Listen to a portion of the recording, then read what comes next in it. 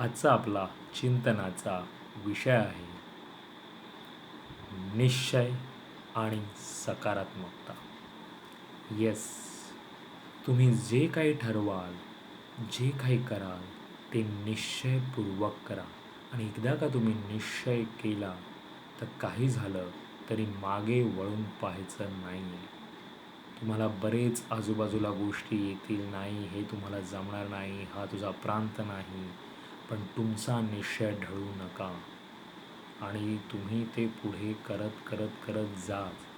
बरेच जण आपले हितचिंतक म्हणणारे हे तुम्हाला नकारात्मकतेकडे नेतील, तुम्हाला बरंच काही सांगतील, तुम्हाला तिथे थांबवण्याचाही प्रयत्न करतील, काही उपहासात्मक गोष्टी सांगू शकतात, पण तुम्ही तुमचा निश्चय ढळू देऊ नका.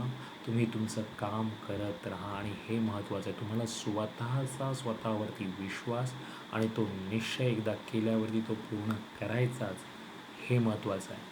आणि ही सकारात्मकता त्यावेळी असायला हवी, कारण का जेव्हा तुम्हाला ती सकारात्मकता तुमच्याकडे असेल किंवा कोणीही काही कितीही बोलू, कितीही नकारात्मक एन्व्हायरमेंट तुमच्या आजूबाजूला क्रिएट केली तरीही त्या सकारात्मकतेमुळे तुम्ही ती गोष्ट पूर्ण करू शकता. आणि सकारात्मकता यासाठीच की काय, की सकारात्मक विचार आपले असायला हवे. प्रत्येक गोष्ट करताना, प्रत्येक गोष्टीचा विचार पहिले तुमच्या मनात येताना हे होणार नाही किंवा हे मला जमेल का असं आलं नाही पाहिजे. तिथे तुमची सुरुवातच सकारात्मकता पाहिजे.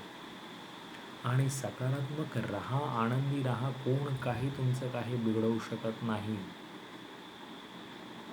तुमचं नशीब म्हणा, तुम्हाला जे काही करायचं आहे हे तुमच्या हातात आहे, तुमच्या विचारशैलीत आहे. तुम्ही कसे विचार करता यावर अवलंबून आहे तुमचं आयुष्य.